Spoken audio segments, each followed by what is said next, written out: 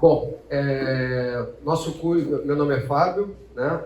O nosso curso vai ser, o título dele é Os 12. Queria antes fazer uma explicação, porque há umas 3 semanas atrás esse curso chamava, quando o Fábio perguntou para mim qual que vai ser o nome do curso, para mim era os 12 Homens Comuns. Até que o Fernando fez a propaganda de quarta-feira passada, o lançamento do livro dele, né? 12 Simples Homens. Eu falei, pronto, escreveu sobre o que eu vou falar, acabou com o meu curso, né? Então, mas não, dele para deixar bem claro, o livro dele fala sobre os 12 profetas menores. Nós estamos falando aqui sobre a vida dos discípulos de Jesus, tá bem? São 12 também, mas é outro assunto, tá? Por isso eu mudei, inclusive. Não, vamos chamar só dos 12, assim não tem dificuldade nenhuma, tá bom? O nosso curso, qual que é o objetivo dele? O principal objetivo do nosso curso é compreender a misericórdia de Deus para com a vida desses homens, que eram homens simples, homens como nós somos. E durante o curso, nosso objetivo é enxergarmos essas similaridades.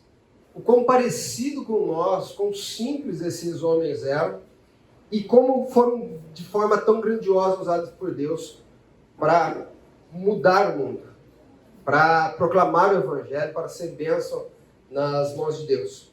Apesar das suas falhas, das suas limitações, da mesma forma como nós. Esse curso está baseado basicamente em 2 livros, principalmente, né, não basicamente, mas principalmente, 12 Homens Extraordinariamente Comuns, de John MacArthur. Esse é o principal livro, recomendo a compra, a leitura, muito bom livro. E quem já leu vai perceber também que nós vamos tratar aqui em 4 aulas de alguns aspectos que o livro traz. Nós em 4 aulas não conseguiríamos passar todos os detalhes, tudo que se tem para dizer sobre isso. A gente poderia transformar isso em 8 aulas, facinho. Mas em 4 aulas esse é o objetivo. Então já fazer um combinado com vocês. Fiquem à vontade para quem, se em algum momento tem algum aspecto da vida de um discípulo que te chama muita atenção, que tem relevância com isso que estamos estudando, fica à vontade para participar e contribuir na nossa aula. E também outro livro base aqui é 12 Homens e uma Missão, de Abraão de Barros, né? Do de Barros. Também é um livro muito bom. Eu particularmente estou baseando esse curso muito mais no do MacArthur, tá bom? Com isso em mente, vamos começar com uma oração, pedindo a Deus que, na minha vida particular, na sua vida particular, eu consiga enxergar o que Deus tem para nós. Uma grande marca da vida dos homens de Deus que aparecem na Bíblia é que Deus, em momento nenhum, procurou esconder as suas falhas. Muito pelo contrário, em algum momento parece que essa é a intenção do Espírito Santo ao inspirar os autores bíblicos. Mostrar que eles, apesar das falhas, também foram usados de forma poderosa na mão de Deus e foram uma bênção para o reino de Deus. Isso pode ser verdade na minha vida, na sua vida também. Vamos orar? Senhor, obrigado, Deus, porque o Senhor nos dá a oportunidade de estudarmos a vida de servos teus que passaram por aqui há tanto tempo, que podem nos ensinar com a sua vida. Uma vida, Senhor, permeada de falhas, de problemas de personalidade, problemas pessoais, familiares, mas foram transformados pelo Teu Santo Espírito e usados para engrandecer o Teu nome, para proclamar o Teu Evangelho, para ser bênção para outras pessoas. Que eles sejam bênção para as nossas vidas também nesse momento. Que o Teu Santo Espírito nos convença das nossas mazelas, dos nossos pecados e da necessidade que temos de estar contigo. É o que te pedimos em nome de Jesus. Amém. Muito bem. Antes de falarmos especificamente começarmos com os discípulos, vamos falar um pouco aqui da situação em que o mundo estava, a condição desse discipulado de Jesus para com os 12. Nós podemos, quando falamos do chamado dos 12, o chamado dos 12, podemos usar ele didaticamente para dividir o ministério de Jesus em duas partes. Tá? O antes e o depois, mais ou menos do mesmo tamanho, 18 meses aproximadamente, antes do chamado e depois do chamado dos 12. Então nós dividimos. Algumas características importantes. Antes do chamado, a pregação de Jesus, o trabalho dele estava mais... Perdão, é importante. Estava circunscrito a Galileia. A Galileia, nesse mapa aqui, ela fica aqui, ó. Tá vendo? Esse pedaço aqui.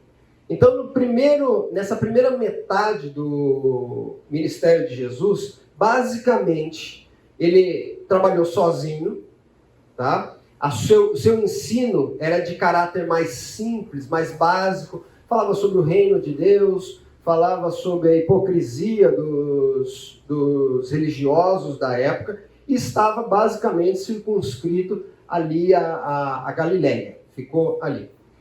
Com o chamado dos 12, após a convocação dos 12, esse trabalho ele muda, ele ganha novos aspectos, tá? Primeiramente, ele muda a circunscrição. E agora Jesus, junto com os 12, eles saem também da Galileia, passam aqui pela Samaria, que está mais ou menos aqui, e também atuam na Judéia. Só para lembrarmos, né, Jerusalém, o grande centro político e religioso de Israel está na Judéia, aqui embaixo. Tá? Samaria, nós temos aquele problema, lembram-se? Aquele problema da miscigenação que houve dos judeus dessa localidade com outros povos, inclusive estabelecendo um novo local de adoração. Para os samaritanos, Gerizim era o local de adoração e não mais Jerusalém. E a Galileia, que quando nós falamos da situação geopolítica ali, é como se fosse a periferia de Israel nesse momento. É um local onde mais simples, mais básico, de cultura mais básica. Nesse segundo momento, Jesus amplia o seu ministério, e uma outra característica é que os seus ensinos passam a ser de maior profundidade. Eles começam a ser mais complexos, falar mais sobre a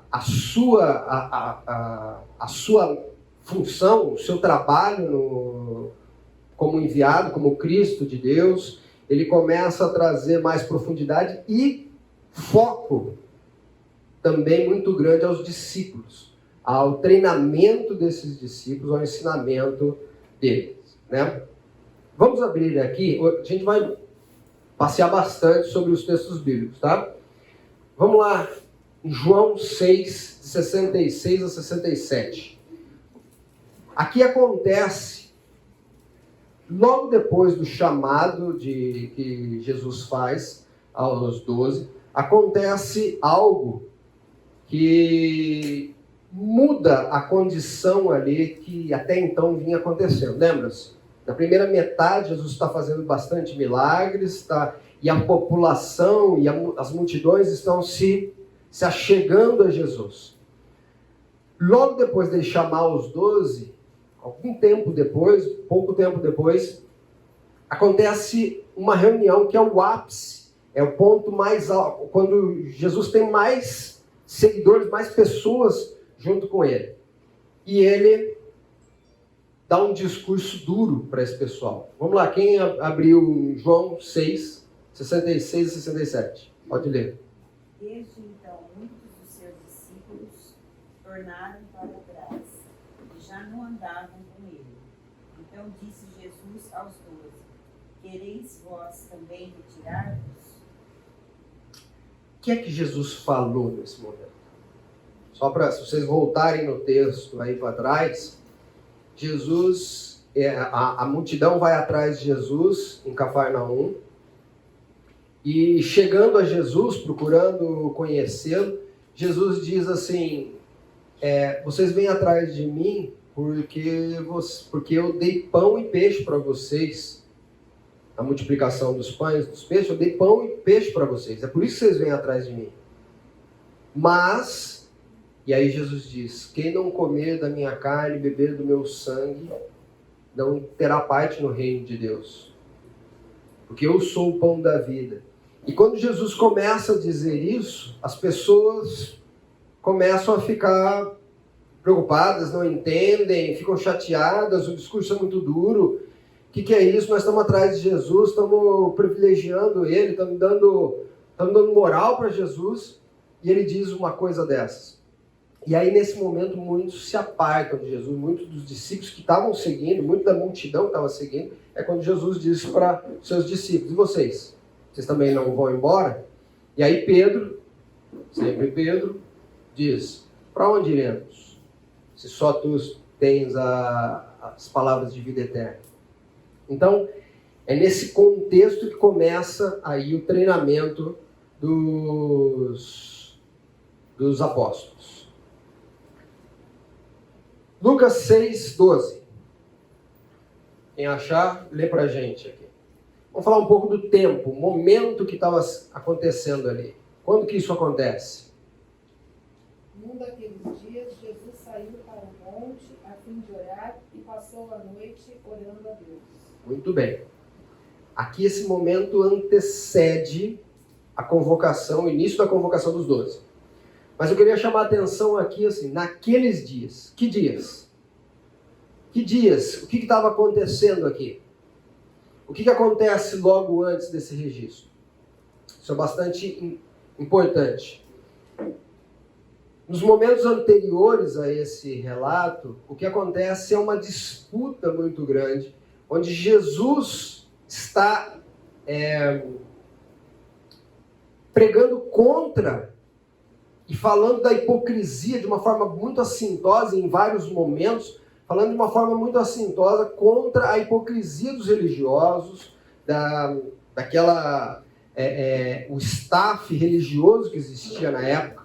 É bom a gente sempre ter em mente que em Israel, nesse momento, nós temos muitas, vamos colocar assim, denominações, muita gente que se diz, se dizendo religioso, devoto, mas buscando as suas próprias convicções. Alguns acreditavam que tinham que fazer isso de forma mais intelectual, outros pegavam em armas para poder defender a sua posição de supremacia de Israel contra Roma. Tudo isso estava acontecendo e Jesus está falando contra todos esses. Em dado momento, Jesus está falando contra todos eles, dizendo sobre a hipocrisia deles. E é nesse contexto que Jesus, então, se retira para orar. A escolha dos 12 foi um julgamento contra o judaísmo institucionalizado. É nesse momento onde ele está falando contra a situação religiosa vigente, ele então sai para orar e escolhe os 12 como um julgamento contra o judaísmo. Da onde nós tiramos isso? Vamos lá, para a contribuição de vocês. Da onde nós podemos tirar isso? Que Jesus convocou os 12 como um julgamento contra o judaísmo institucionalizado. Onde nós podemos ver isso? Pelo tipo de pessoa que ele escolheu? Pelo tipo de pessoa que ele escolheu. Perfeito. Por quê? Ele escolheu algum sacerdote? Nenhum sacerdote. Um fariseu, talvez, um estudado, um erudito. Nenhum. Ele escolheu pescadores, um cobrador de impostos, outras pessoas simples. Nenhum erudito. Que mais? Onde mais nós podemos ver o julgamento de Jesus contra a Israel? Por que 12? Por que não 8? Né? Talvez um grupo menor não seria mais fácil de se trabalhar com ele? Por que 12? As 12 tribos. Isso é muito forte na cultura judaica. E para qualquer judeu ali, estava muito claro qual era a intenção de Cristo, qual era o recado que ele passa. Aí, ele está falando das 12 tribos. Vamos abrir aqui em Lucas 22, 29 a 30. Quem achar, pode ler.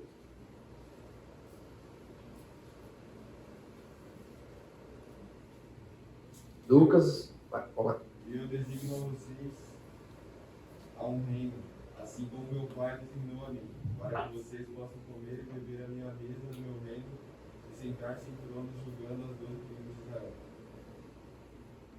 E como que nós podemos saber, então, que Jesus estabeleceu os 12 discípulos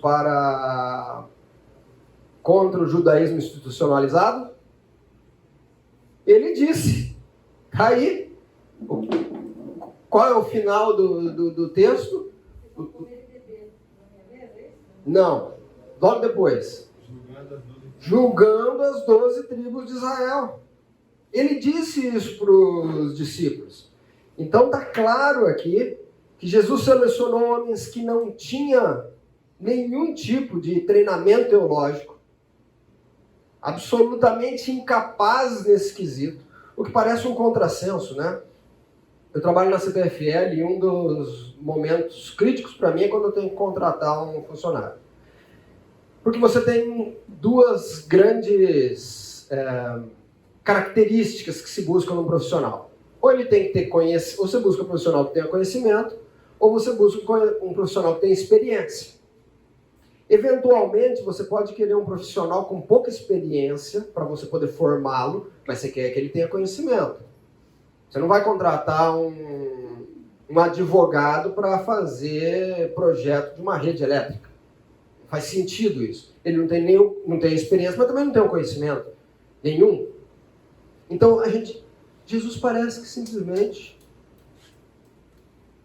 ele chama, ele convoca pessoas que não tinham conhecimento e não tinham experiência nenhuma com isso, estavam trabalhando lá sossegado na sua vida, não tinham reconhecimento nenhum, não eram pessoas reconhecidas, notórias, para poderem ser relevantes para representá-los.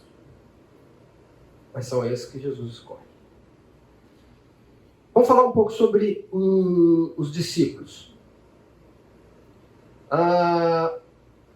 Jesus parece ter escolhido, aqui uma reafirmação, ter escolhido propositalmente homens notáveis por sua irrelevância. Quer dizer, não só não tinham conhecimento, não tinham experiência teológica, como não tinham relevância no contexto que estavam. Tá? Eles não tinham relevância. Para começo de conversa, galileus. Como eu disse, a Galileia é uma periferia, é considerada uma periferia, não é o centro. O centro político, teológico para os judeus é a Judéia. Ali está Jerusalém. A Galileia, você tinha que inclusive atravessar pela Samaria para poder chegar na Galileia. Um judeu de Jerusalém só ia para a Galileia se precisasse mesmo, porque ele não passava pela Samaria. Ele contornava. E isso trazia uma série de dificuldades. Então, primeiro que ele escolhe entre galileus, camponeses, pessoas de classe baixa, simples, ignorantes. Mesmo assim, esses homens viraram o mundo de cabeça para baixo. E não somos nós que estamos dizendo isso. logo no começo da igreja, essa é uma percepção do mundo atual naquele momento. Atos 1, Atos 17, 6. Contudo, não os achando, arrastaram Jasão e alguns outros irmãos para diante dos oficiais da cidade, gritando: esses homens que têm causado alvoroço por aqui, esses homens têm causado alvoroço por todo mundo, agora chegaram aqui. Por todo mundo. Essa era a visão que Roma, que a liderança institucional dos judeus tinham sobre o que esses homens fizeram, que os apóstolos fizeram. Estão causando alvoroço, estão bagunçando, estão virando a nossa vida de cabeça para o ar. Isso já nos traz uma lição de extrema importância que serve para mim e para você. O poder não se encontra em nós, na nossa capacidade, no nosso treinamento, na nossa eloquência. O poder está na palavra. Enquanto estivermos pregando a palavra, enquanto estivermos firmados na palavra, podemos ter certeza que o poder de Deus está ali conosco, está sendo refletido ali. Na verdade, o que pregamos, não pregamos de nós mesmos. 1 Coríntios 1, 26 fala sobre isso. Agora vamos falar um pouco sobre o mestre. A primeira coisa que a gente precisa ter em mente quando vai falar sobre Jesus e o seu ministério, Jesus como mestre, é que ele sabia desde o começo qual que era o fim do seu ministério. Morte, ressurreição e ascensão. No que isso é importante para o seu ministério, o ministério de Jesus junto com os discípulos? O que isso é relevante? Temos isso em mente. Jesus sabia qual era o fim do seu ministério: morte, ressurreição e ascensão. O que vai acontecer? Qual que é o nível de importância do treinamento desses 12?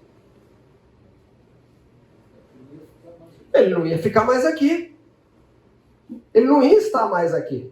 Diferente quando eu contrato um profissional lá na CPFL, eu estou ali. Estou contratando para ele trabalhar comigo. Quer dizer, Jesus sabia que não ia ficar. Ele precisava preparar, num tempo relativamente curto, 18 meses, que ele tinha, mais ou menos, entre o chamado e a sua crucificação. Ele tinha que treinar esse pessoal, prepará-los, dar condições para que esses homens o representassem. Quando Jesus os chama de apóstolos, o que apóstolo, qual é o significado da palavra apóstolo em grego? É o enviado, aquele que fala em nome de. É isso que Jesus está preparando ali, Jesus sabe disso. Como foi que Cristo escolheu os seus 12? Vamos lá, os seus 12, né? Vamos lá, vamos voltar ali a Lucas 6:12. Alguém lê de novo para nós esse texto? Ah, está aqui, né? Eu esqueci. E aconteceu naqueles dias, subindo Jesus ao monte, passou a noite em oração. Detalhe importante aqui, a palavra grega para passou a noite, aqui, é essa aqui. Dianuterel. Eu li de verdade, viu? Não decorei, não. O dianuterel. Ela tem o sentido de a noite toda, não é um pedacinho da noite. Olha que interessante. Já é relevante que Jesus tenha saído para orar, antes de convocar os 12, já tenha saído para orar. O fato dele ter passado a noite inteira, isso significa que se a gente nós pegarmos aí, né, o período noturno, que abrange mais ou menos 12 horas, e tirarmos o ocaso e o alvorecer, aquela penumbra, né? Nós temos cerca de 10 horas de escuridão, em média durante um ano. 10 horas de escuridão. Se o texto aqui é fiel ao que está acontecendo, nós acreditamos que é, Jesus passou pelo menos 10 horas em oração para esse momento importante. E era Jesus. Quanto tempo você gasta em oração quando você tem algo importante para fazer, algo relevante na sua vida, para um momento definitivo na sua vida? 10 minutos? Chega a isso? Estou falando por mim, tá? Jesus passou pelo menos 10 horas orando antes de começar a sua convocação. Lucas 13 agora.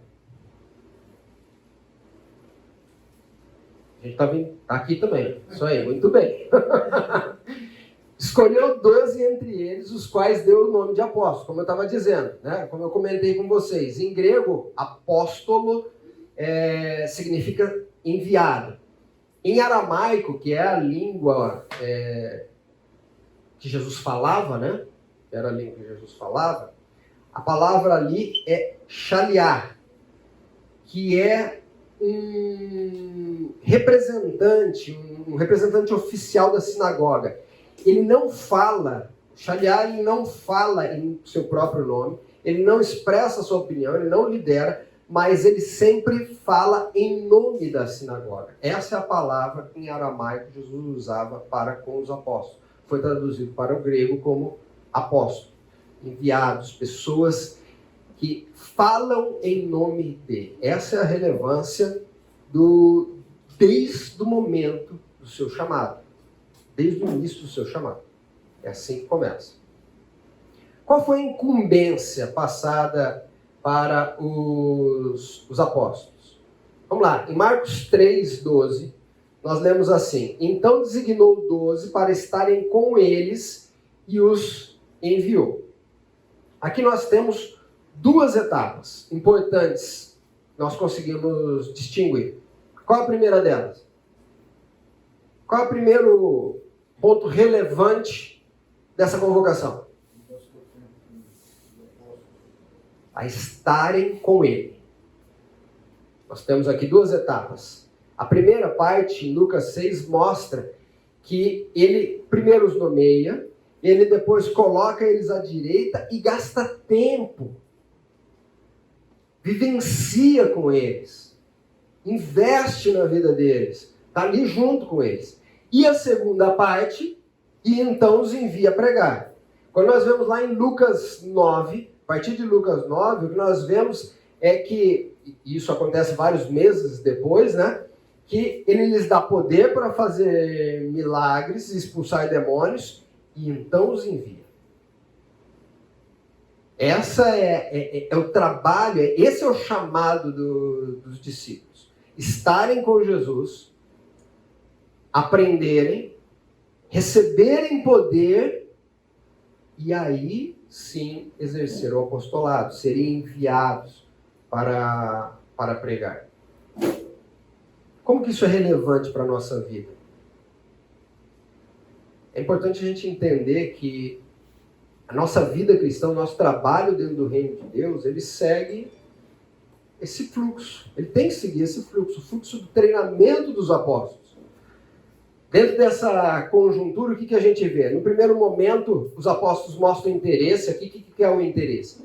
Boa parte dos apóstolos seguiram, se interessaram por... A primeira etapa, o primeiro contato que eles têm com Jesus é um interesse legítimo. Eles ficam sabendo de Jesus. Alguns deles, inclusive seguem Jesus em algum momento antes da convocação. Então tem um interesse. Jesus os chama a deixar tudo para segui-lo. Então quem quer vir após mim, quem quer me seguir, deixe tudo. Deixe pai, deixe mãe, deixe emprego, deixe as suas riquezas e me siga. Depois disso vem o chamado ao apostolado. A vivência em tempo integral, para que eles aprendessem o treinamento. autoridade e poder para realizarem milagres, e então eles são enviados. É interessante a gente perceber que no evangelicalismo moderno, isso parece que cada vez mais tem caído em desuso. Hoje é muito fácil você encontrar igrejas que estão ordenando, estão consagrando pastores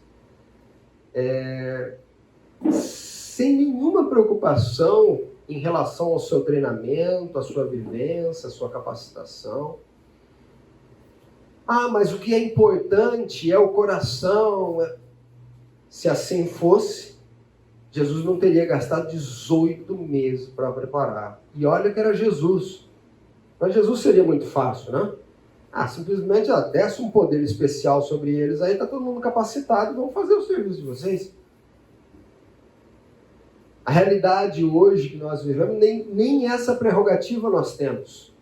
E mesmo assim o que temos visto são ministros serem alçados a algum cargo importante, a uma responsabilidade importante, sem a menor preparação, sem a menor preocupação com essa vivência.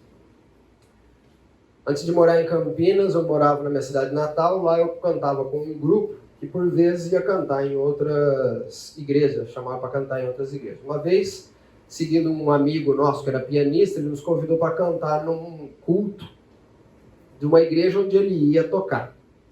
Chegando lá, nós descobrimos que o culto era um culto de consagração de um apóstolo, né? Não vou entrar no mérito dessa questão aí, de todas as bobagens que eu ouvi ali, mas uma delas me chamou muito a atenção. É que o apóstolo maior, que estava consagrando o apóstolozinho lá, ele falou algumas coisas, dentre essas, o que ele estava falando, ele está dizendo o seguinte: nesse momento eu estou impetrando sobre você uma bênção especial, e a partir desse momento você será mais usado por Deus, você será mais poderoso nas suas palavras, nas suas atitudes, se tornará um homem irrepreensível. Calhou muito forte na mente, né? Então, a partir daquela bênção, daquela oração, daquela consagração, agora sim ele é um homem irrepreensível. E não o contrário. Quando a Bíblia nos ensina o contrário. Essa é uma prerrogativa para a escolha do ministro.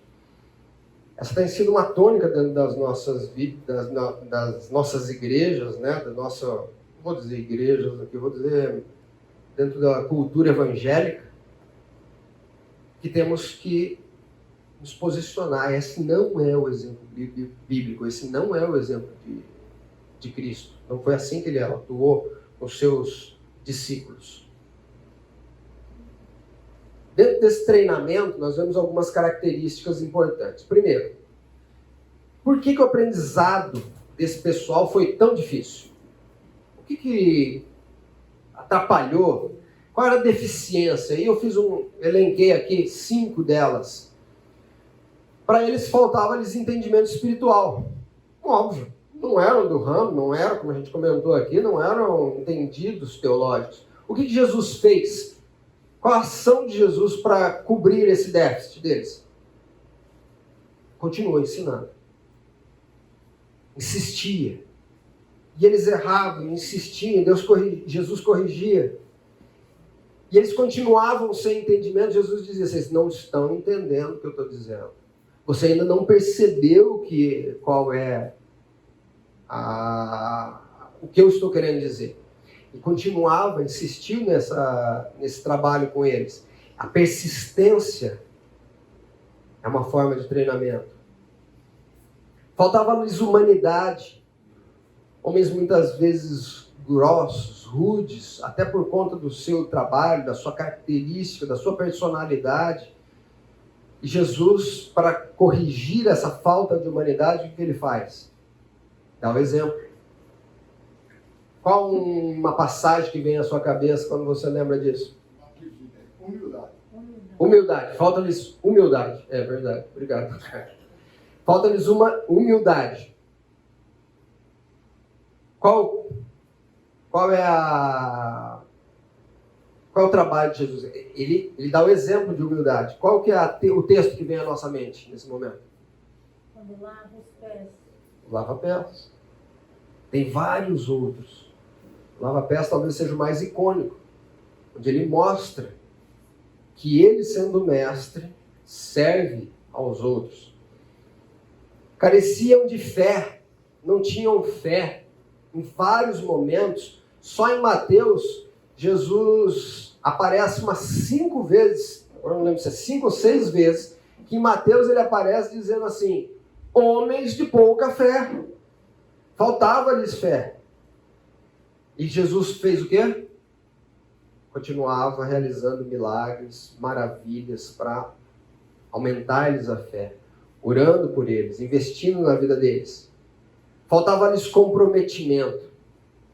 Que tipo de comprometimento? Mas eles estavam com Jesus, deixaram tudo, estavam andando com eles. Enquanto Jesus estava fazendo milagres, prodígios, tinha muita gente seguindo Jesus. No momento lá, no Getsema, quando ele é preso, o que acontece com esse pessoal todo animado, fervoroso que estava com ele? Foge. Mas todo mundo? Quantos ficaram? Hã? Ninguém. Nenhum ficou. Que nível de comprometimento é esse? A hora que o negócio apertou. E isso porque não era uma novidade. Jesus já vinha falando sobre isso. E todo mundo foge. Pedro, que era o mais corajoso, mais intrépido, acompanha de longe. O texto bíblico nos dá a impressão de que ele corria atrás da árvore, o pessoal dava um passinho a mais, ele corria para o outro lado, tentando se esconder, tentando se... Não posso ser percebido, não posso ser... Contra isso, o que Jesus fez, intercedeu por eles. Pai, aumenta-lhes a fé. Não permita que eles caiam. Faltava-lhes poder, e no Pentecostes, Atos 1:8, Deus envia-lhes o Espírito Santo. Lhes dá poder para pregar o Evangelho, para fazerem milagres, para serem bênção por onde estavam. Esse é um vislumbre, né, do quadro que nós encontramos aqui em relação aos discípulos, e esse é o momento que eles estão vivendo. Jesus preocupado com o seu treinamento, Jesus preocupado em lhes ensinar o que deveriam fazer. Mas quem eram esses homens? Qual tipo de personalidade eles tinham? O que teve que ser quebrado na vida deles para que eles pudessem ser, de fato, a bênção que foram nas mãos de Deus? Nós agora vamos passar para uma nova etapa. Nós vamos começar a olhar para os discípulos. Que hora que a gente para o intervalo? Isso, então já está na hora, então. Vamos dar uma paradinha agora, uma parada estratégica, 10 minutinhos, e a gente volta falando de Pedro, tá bom? Vamos lá. Agora nós vamos começar a nossa jornada propriamente dita. Nós vamos começar a falar sobre os apóstolos, cada um deles, e daqui até o final do curso nós vamos tratar cada um dos apóstolos. Qual que é o desafio aqui? Nós olharmos para a vida desses nossos irmãos e entendemos qual a similaridade da vida deles, enxergarmos as características, as falhas que eles têm nas nossas próprias vidas. Porque daí a realização e a operação do Espírito Santo através das vidas deles tornar-se-ão um grande exemplo na nossa vida. Então esse é o grande desafio nosso hoje aqui, tá bom? Então vamos falar sobre Pedro. Pedro tem bastante para se falar. Primeiro, o nome de Pedro não é Pedro, é Simão, né? Mateus 6,17. Alguém abre para a gente lá. Mateus 6,17.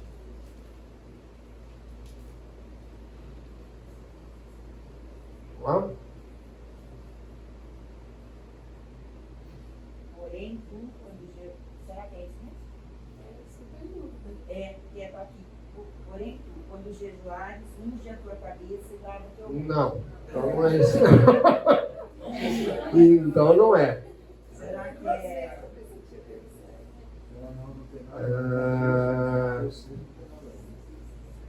Então, depois a gente acha que talvez a referência de Mateus esteja errada. Mas Simão, o nome dele é Simão Bar-Jonas. O que é Bar-Jonas? Filho de Jonas. Em algum momento aqui, Jonas, João, é a mesma tradução, tá bom? Do grego para a nossa língua. Jonas e João podem ser, um momento é chamado de João, outro momento é chamado de Jonas. Então, esse é o pai de... Esse é o nome de Simão.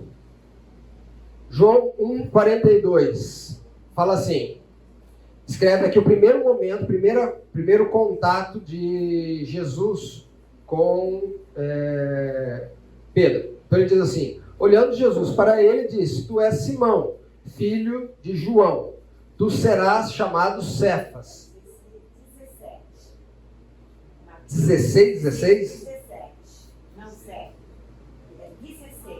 Não 7. Ah, tá, é 16. Então lê. Mateus 16, 17. Lê. Jesus, respondendo, disse, bem-aventurado és tu, Simão Bar-Jonas, E... porque tu não tem revelado a carne e o sangue, mas o meu Pai que está nos céus. Tá vendo?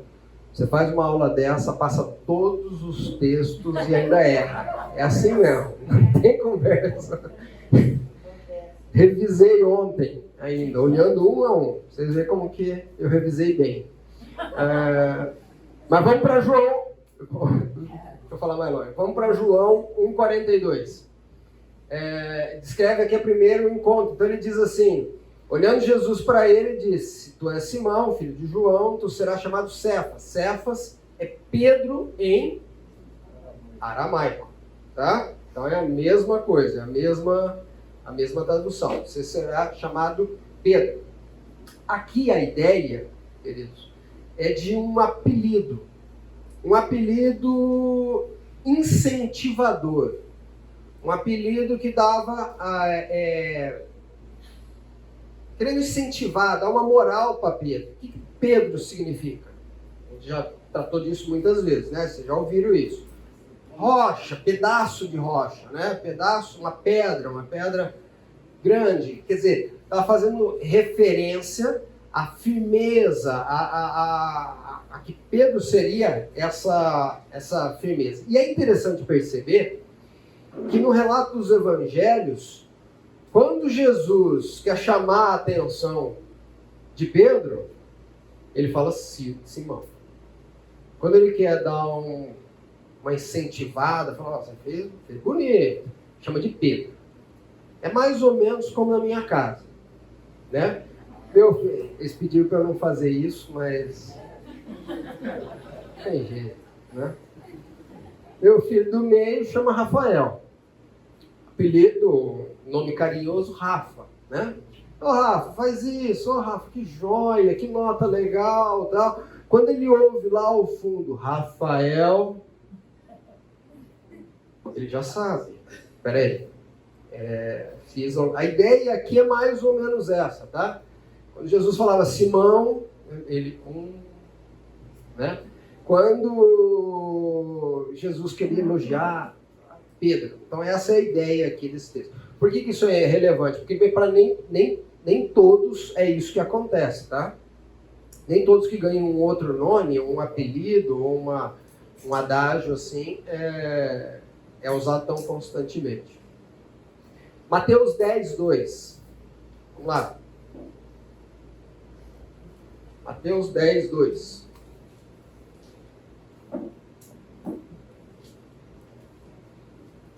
Estes são os nomes dos 12 discípulos. Desculpa. Estes são os nomes dos 12 apóstolos. Primeiro Simão, chamado Pedro, e André, seu irmão. Tiago, filho de Zebedeu, e João, seu irmão. O que eu quero destacar aqui nessa lista? A lista traz o nome dos apóstolos e diz: o primeiro é Pedro. Essa palavra primeiro aqui não é o primeiro da lista, só. Tá? O objetivo aqui não é só esse. O primeiro aqui traz uma ideia de primazia, de chefia, de liderança de fato. É essa a palavra que é usada aqui como protos. É o primeiro, o líder. Então aqui fica claro que Pedro não é o líder dos apóstolos simplesmente de forma uma forma não oficial, né? Não, ele era o líder porque ele sempre tomava frente, porque não, ele é um líder reconhecido pela igreja, tá? Ele é um líder, tanto é que Mateus, ao relatar a lista dos apóstolos, faz questão de dizer: do grupo de 12, Pedro é o líder, tá? Então essa é a característica aqui de Pedro. Mas quem era Pedro? Qual era a sua personalidade? Como você o descreveria? A gente já ouviu muito sobre Pedro, nós não vamos passar aqui sobre todos os detalhes. Eu queria que agora vocês dessem a sua percepção sobre quem é Pedro. Como você descreveria Pedro? Vamos lá. Impetuoso. Fala. Impulsivo. O que mais? Só impetuoso e impulsivo? Era o que mandava mais perto de mim. Talvez tendo aprender mais, mais interessado, talvez, né? Ele estava muito perto. Pedro faz parte daquele grupo de 3, né? Pedro, Tiago e João, que eram os mais próximos de Jesus, de fato, mais interessado. O que mais?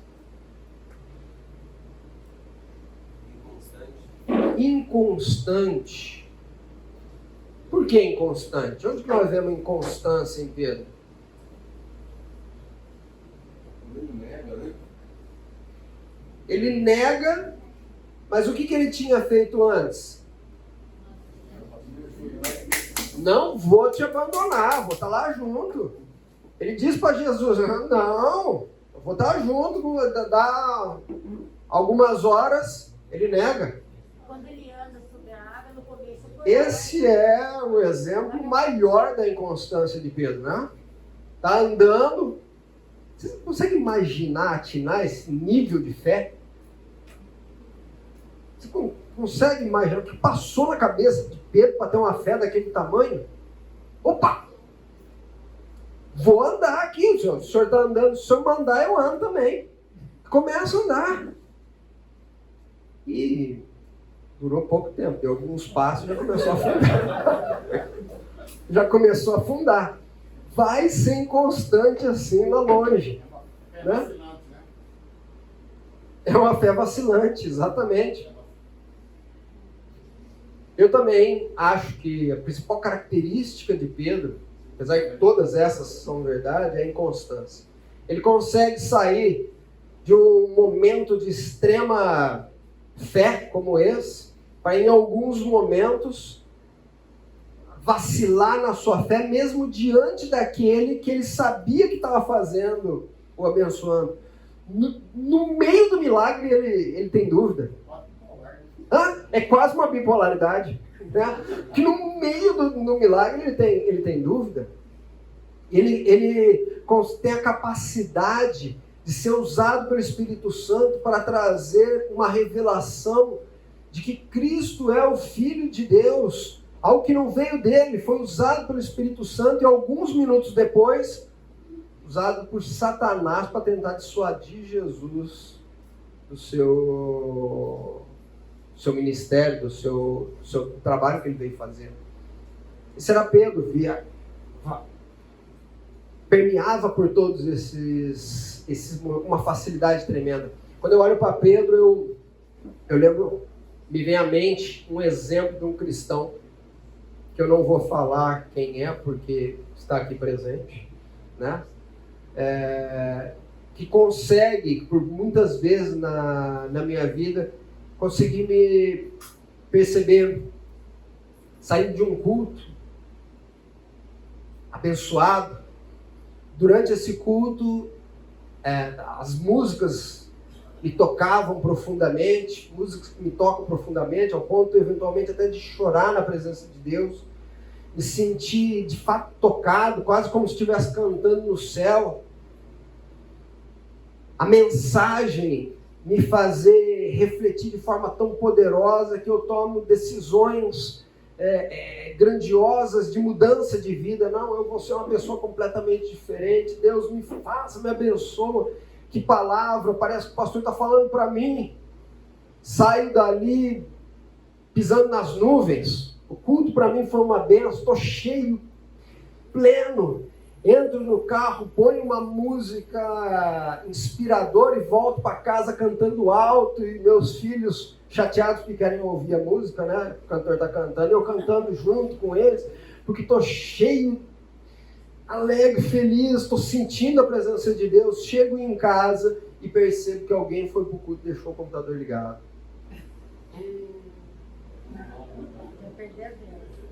Aí eu caio da graça muito mais rápido do que eu subi. Hã? Entre o Júlio. Não fala isso, Carlinhos, que esse é meu apelido lá em casa. E eu caio da graça com uma velocidade muito maior do que subir. Quem foi que deixou o computador ligado? Quantas vezes eu já falei? A partir de agora também está todo mundo proibido de ligar esse computador.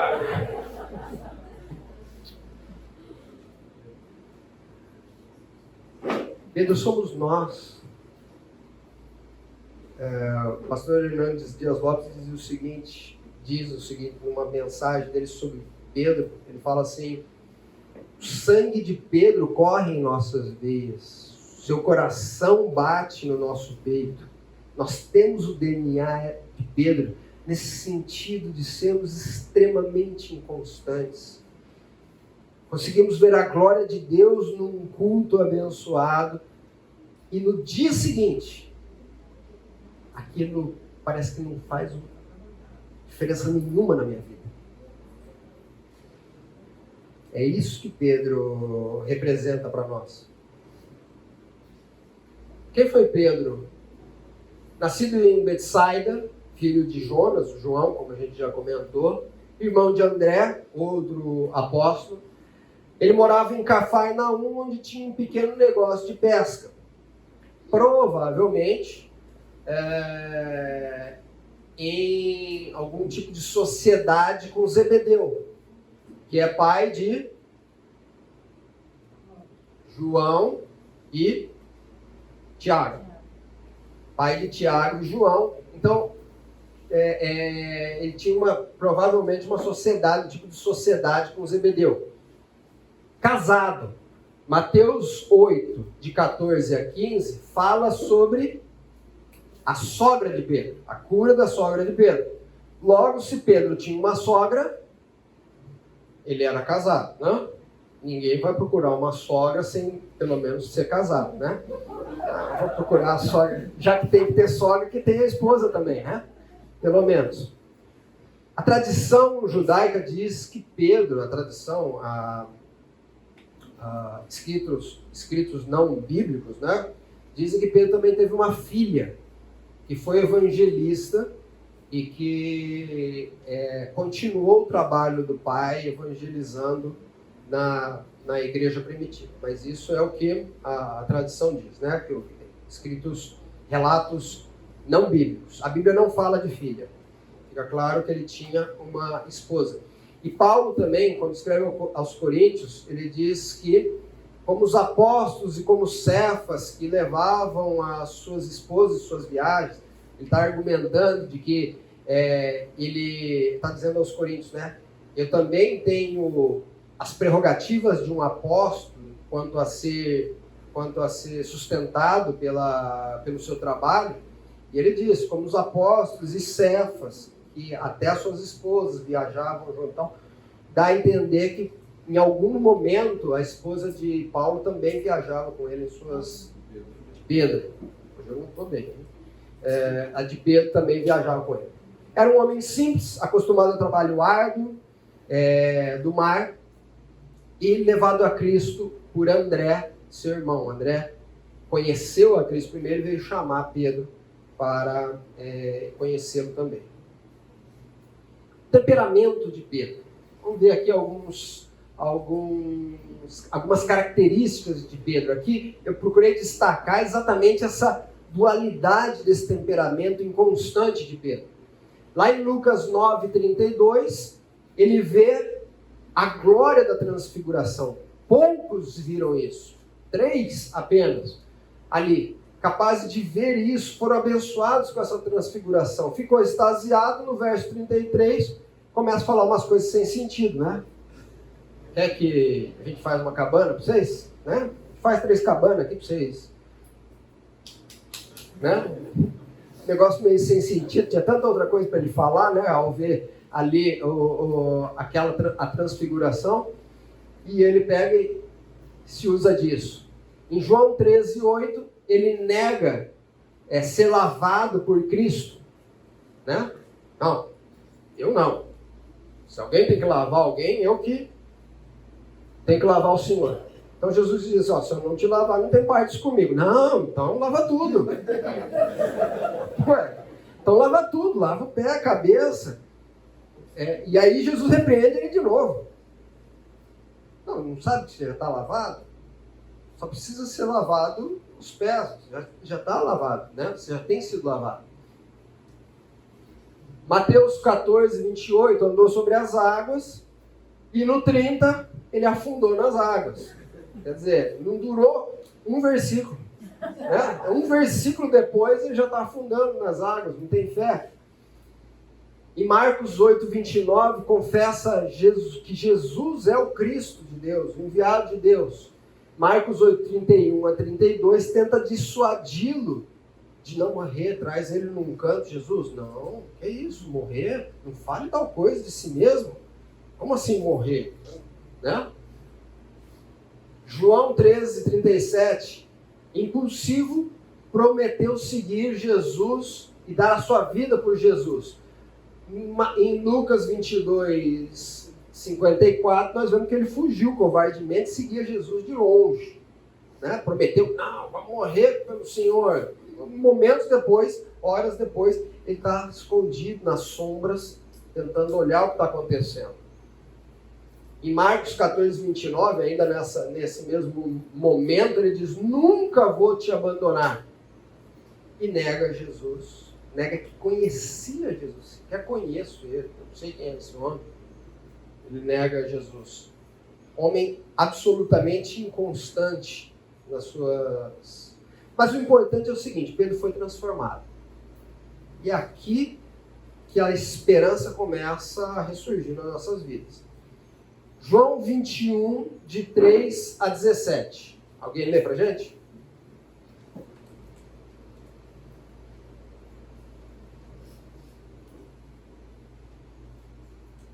João 21.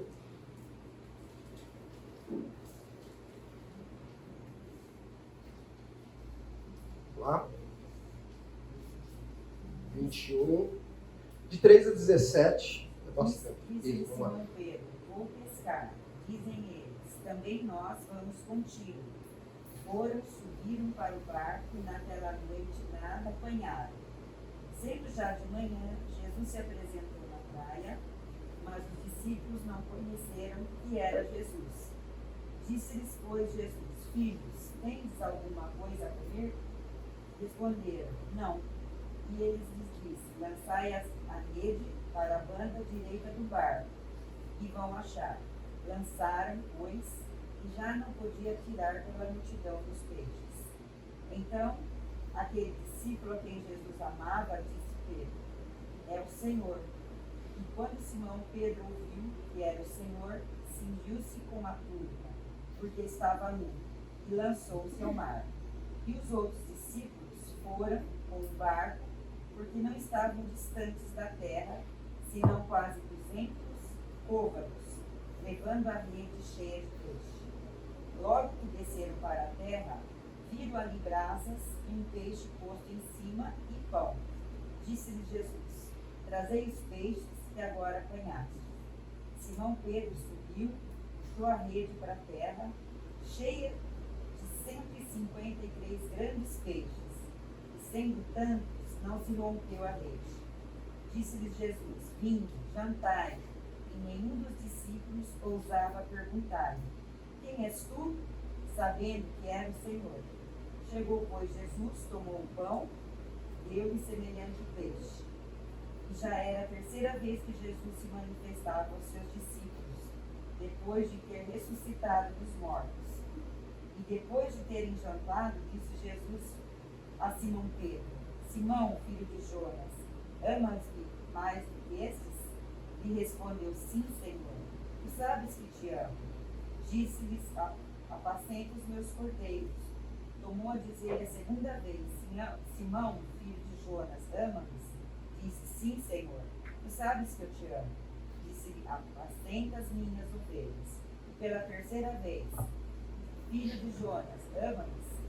Simão entristeceu-se, pois lhe ter dito terceira vez.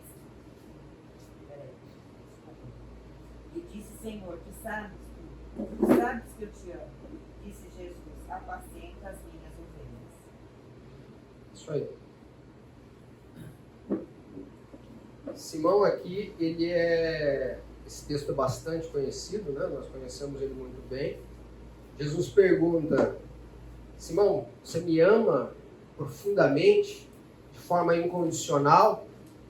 E Pedro responde: Senhor, eu gosto muito do Senhor.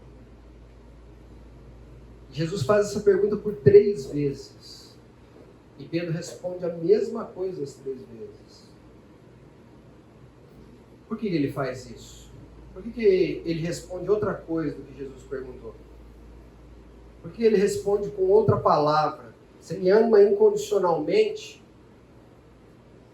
O que aconteceu com Pedro aqui? Pedro o intrépido, Pedro o falador, Pedro o corajoso. Qual é a característica que Pedro mostra aqui?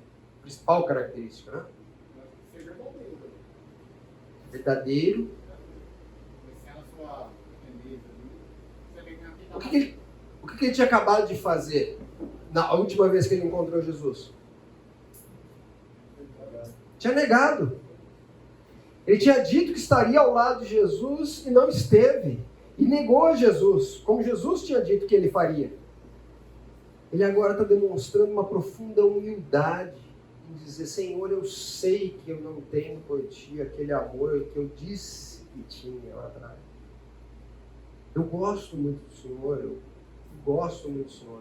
Mas não posso dizer que te amo com amor incondicional porque eu te neguei lá atrás. Esse é um Pedro transformado. Pedro foi transformado de uma pedra bruta, de um homem violento, tornou-se um homem manso, de um homem afoito, precipitado, tornou-se um homem ponderado, de um homem explosivo, passou a ser controlado, um homem covarde, tornou-se um gigante que enfrentou prisões, açoites e uma morte em nome do Evangelho. Depois de que Pedro foi transformado, alguns eventos importantes na vida de Pedro. Pedro e João anunciaram o Evangelho diante do Sinédrio judeu, operaram milagres. A Bíblia fala que até a sombra de Pedro curava. Pedro e os apóstolos foram livres de prisões por anjos. Pedro faz uma viagem, sua primeira viagem missionária para Samaria, a segunda viagem missionária para Cesareia, Lida e Jope. Foi perseguido com os cristãos e é preso por Herodes. Depois ele novamente é liberto por um anjo, participou do concílio de Jerusalém, uma terceira viagem missionária, agora para Antioquia. Escreveu 2 livros, 2 cartas inspiradas pelo Espírito Santo, que estão na nossa Bíblia hoje são dadas a nós para a nossa edificação. Esse é um Pedro transformado. De um homem inconstante, de um homem iracundo, de um homem sem trava na língua, se tornou uma bênção que foi usado com grande poder para a edificação da igreja. Deus tem esse propósito para a minha vida e para a sua vida. Ponto importante aqui é entendermos que precisamos passar por transformação. Pedro não foi usado da forma bruta como estava. Vem assim mesmo. Você mais acerta do que erra. Não. Deus transformou a vida dele. Ele quer isso para a minha vida e para a sua vida também. Transformar-nos para sermos usados na presença de Deus. Um outro apóstolo, sobre esse a gente vai falar pouco, porque a Bíblia trata pouco sobre ele, é Tiago, o maior, né? Tiago significa suplantador, aquele que domina, pisoteia, supera, excede, ultrapassa e vence. Parece bem apropriado para aquilo que conhecemos. Tiago fazia parte daquele grupo dos três, né? Pedro, Tiago e João, mais próximos de Jesus. E o pai dele, Zebedeu, como eu disse, pequeno comerciante da indústria de pesca, provavelmente parceiro ali de Pedro, né? E interessante é o seguinte, Zebedeu, a tradição diz que Zebedeu era de uma família muito influente, inclusive com amizade com a família sacerdotal e tudo mais. Então, ele, apesar de morar na Galileia, era bastante influente, uma família influente. A mãe, Salomé, era uma das discípulas de Jesus, andou com ele por algum tempo, inclusive utilizando os seus bens, como sendo uma família influente, utilizando os seus bens para abençoar a vida, o ministério de Jesus. Tiago possuía características de líder, vindo de uma família influente, participou daquele grupo mais íntimo de Jesus. Dos três que estavam mais perto de Jesus, Tiago é o que menos a Bíblia fala. É o que menos se traz informações sobre ele. Mas ele foi foi muito importante para o trabalho da igreja e foi o primeiro dos discípulos a morrer pelo Evangelho. Mas qual que era o temperamento de Tiago?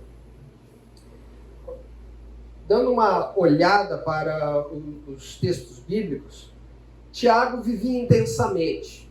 Ele se entendia uma pessoa bastante ativa, ele tinha opiniões fortes, ele tinha um ímpeto de líder. Disposto, ele não era do tipo que mandava fazer, que dava ideia só, mas deixa que o outro faz. Ele ia atrás, ele fazia, se precisasse falar com Jesus, mesmo falando besteira, ele falava, não tinha vergonha, ele tomava a frente e liderava no que fosse necessário. Proativo, como a gente disse, né? Líder, zeloso. Eu olho para essas qualidades e falo assim, eu quero um homem desse para trabalhar comigo, né? Pensou ter um pastor assim, ó, intenso, disposto, proativo, líder, zeloso. Zeloso aqui é zeloso com a palavra de Deus, zeloso com os ensinamentos bíblicos. O espetáculo de líder esse homem era. Só que não era só isso. Ele também era impaciente. Mas aí passa, né? Também, tantas qualidades. Pouco intolerante. Não tinha muita misericórdia, não. Queria que o fogo descesse mesmo, consumisse o povo da Samaria, por exemplo. Né? não tinha muita paciência, meio intolerante. Foi chamado de Boanerges por Jesus, que significa filho do trovão, junto com o seu irmão. Marcos 3,17. Aqui não é um apelido carinhoso como o de Pedro, né? Um apelido para motivá-lo. Aqui é um apelido para dizer assim, ó, tá muito Boanerges demais, entendeu? Tá muito Boanerges. Filho do trovão, por conta desse ímpeto, por conta dessa voracidade que ele demonstrava. Mas a pergunta aqui que fica para nós é a seguinte. Tá, tudo bem. Tinha lá suas falhas, mas ser zeloso é um problema? Ser zeloso pelas leis divinas é um problema? O que vocês acham? Não. Mas pode se tornar um problema? Pode. Pode. Quando associado com outras características que nos acompanham. Vamos lá ver, ó. Esse discípulo Jesus ensinou a duras penas que, como Tiago diz lá em capítulo 2, verso 13, a misericórdia triunfa sobre o juízo. Ser zeloso não é o problema. Agora, quando a minha justiça, o meu ímpeto por implantar a verdade, o zelo pelo que é certo, pela justiça divina, é maior do que a minha misericórdia para com as pessoas, isso se torna um problema. Eclesiastes 7,16 nos ensina que a justiça demasiada pode destruí-lo. Não seja demasiadamente justo, porque isso pode trazer destruição para você. Por essa razão, Paulo diz lá aos Romanos que justiça sem sabedoria, ela é perigosa. Ela pode trazer problema. E essa era a característica de Tiago. Vamos ver duas situações aqui onde mostra claramente que Tiago tinha um zelo que, associado à sua impaciência, à sua falta de misericórdia principalmente, o levaram a um lugar onde Cristo não queria ele. Por conta disso ele teve que ser transformado. Lucas 9, 51 a 56. Como o nosso tempo está acabando, eu vou tratar esse caso com vocês. Esse caso aqui é quando eles saem eles estão saindo da Galiléia, indo para Jerusalém, um período para Páscoa, dias antes, né, de Jesus ser preso. E Jesus diz aos seus discípulos, ó, eu vou atravessar pela Samaria, não vou contornar como geralmente os judeus faziam, né? Contornando por fora da Samaria, eu vou passar pela Samaria. Então vão lá na frente, parem numa aldeia e façam reserva numa hospedagem para a gente lá. No que eles foram, esses discípulos, o primeiro lugar que eles foram, o pessoal ficou sabendo que eles eram judeus e que estavam indo para Jerusalém e falaram, não, nós não queremos esse povo aqui não. Por que eles falaram isso? Por causa daquela rixa que existia entre samaritanos e judeus. Os samaritanos diziam que tem que adorar em Gerezim. Os judeus diziam, não, é Jerusalém o lugar de adorar. E essa rixa fazia com que um não gostasse do outro. Não é só que o judeu não gostava do samaritano. O samaritano também não gostava do judeu. Então, a primeira aldeia que eles pararam, os judeus disseram, os samaritanos ali, não, é judeu? Está indo para Jerusalém? Nós não queremos. O que é que Tiago, no alto do seu zelo, cheio de razão, diz para Jesus? Quem lembra? Quem está com o texto aberto aí pode falar. Senhor, quer que façamos ter fogo do céu para destruí-los? Olha que ideia espetacular! Jesus, quer que a gente ore aqui, vai cair fogo, vai consumir todo mundo? Né? Ó, primeira coisa que a gente precisa entender, o zelo deles pela Jesus estava sendo desprezado. A preocupação deles era legítima. O problema foi a atitude que eles tomaram. Aí a pergunta que vem é o seguinte. Da onde sai, primeira coisa, da onde sai essa ideia deles de vamos queimar tudo, Senhor? Dá poder para mim. Joga fogo lá e queima todo mundo. De onde saiu, provavelmente? A Bíblia não fala disso, mas de onde saiu essa ideia? Não. O que aconteceu ali naquela região, ali perto da Galileia, há muito tempo atrás? Não. Elias. Lembra? Lembra a história de Elias? Os profetas de Baal? Veio fogo do céu, queimou todo mundo. Foi mais ou menos naquela região ali. Provavelmente, na cabeça dele, falou, agora é minha vez. Né? Foi Elias. Mas que poder eles tinham? Ele sabia que ele não tinha poder. Ele nunca tinha feito um negócio desse. Aqui já começa o problema. Senhor, eu faço. É só o Senhor dar poder. Me capacita aqui e eu faço a justiça. Buscar em Deus poder, capacitação para fazer justiça e não misericórdia. E não entenderam, de fato, a missão de Jesus. Quer dizer, a pergunta deles fica claro que eles não entenderam. Jesus depois diz para eles, você não entendeu, eu não vim para julgar, eu vim para salvar e não para condená-los.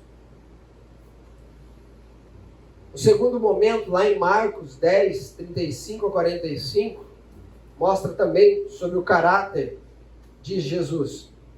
Esse texto, ele é aquele momento onde ele e o seu irmão chegam para Jesus, né? Puxam Jesus de lado. Jesus, quando o senhor estiver lá no seu trono, dá um jeitinho para eu sentar à direita, meu irmão à esquerda, né? Sentar do lado do Senhor ali no trono, o Renato.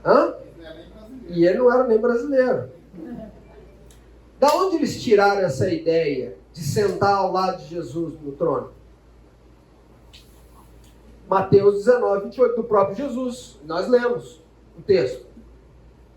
Jesus disse que os apóstolos iriam julgar as 12 tribos.